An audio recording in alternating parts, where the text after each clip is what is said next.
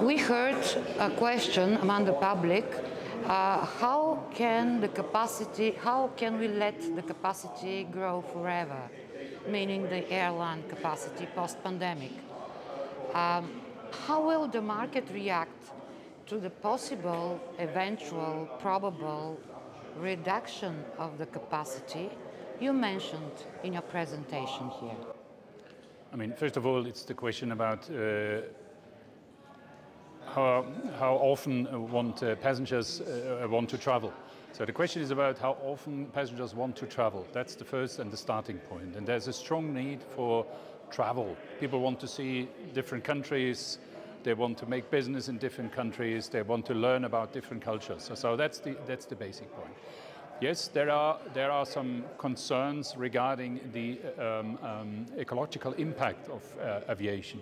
And there are activities ongoing by European Commission how to handle the growth of the industry while having a big CO2 footprint.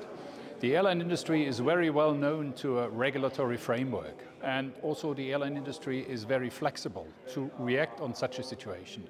So assuming a situation where European Commission comes to a conclusion that capacity should be limited or growth should be limited, then airlines will react on that, that's for sure. And airlines are working strongly on it in terms of more efficient aircraft, less fuel consumption aircraft, new technologies, investing into technologies, but also using biofuel to reduce the CO2 footprint. So I'm pretty sure if there is any limitation to growth, the airline industry find a solution. But always bear in mind, it's the passenger, the consumer, people sitting in the plane who want to travel.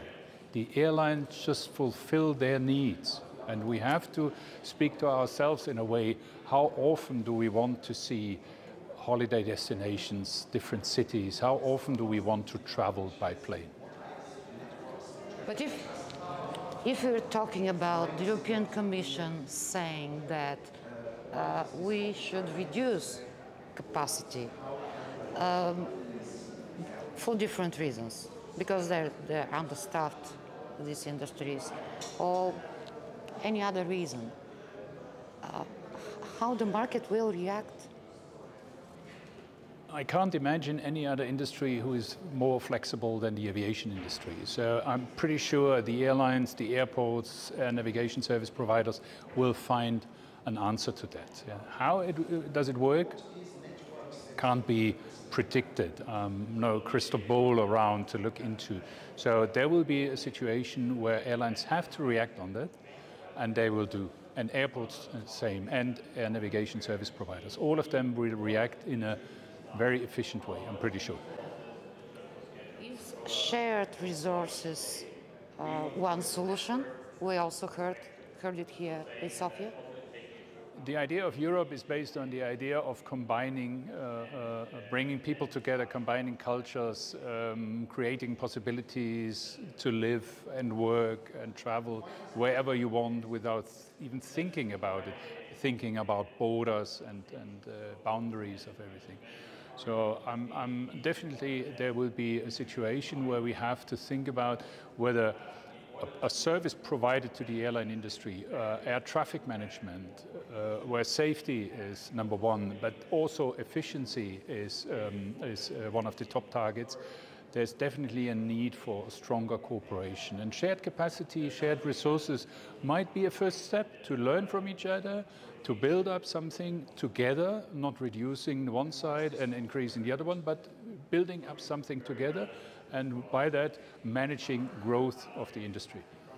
How do you see planning developing for airlines now at this moment with so many unknown X factors, unknowns? The most important thing is always getting to understand the customer needs. Customers are flexible. Customers do think about their vacation during the winter period, during December or January, visiting friends at Easter. But they always also start thinking about what is the impact of the energy crisis on my wallet.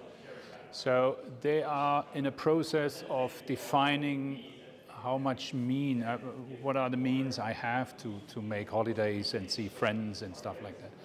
And airlines have to listen very carefully and to react very carefully. If people want to travel to Greece, okay, operate to Greece, best you can. If they want to fly to Portugal or they found Turkey more attractive or Bulgaria, you have to be flexible. The other day, airlines have announced the schedule and then they stick to it from an overall perspective. These days, changes are made in 2 weeks lead time. So it's no longer something is stable for the next 3 or 6 or 12 months. No, something is stable for the next 2 weeks, and then we have another situation. And that's purely based on the passenger demand.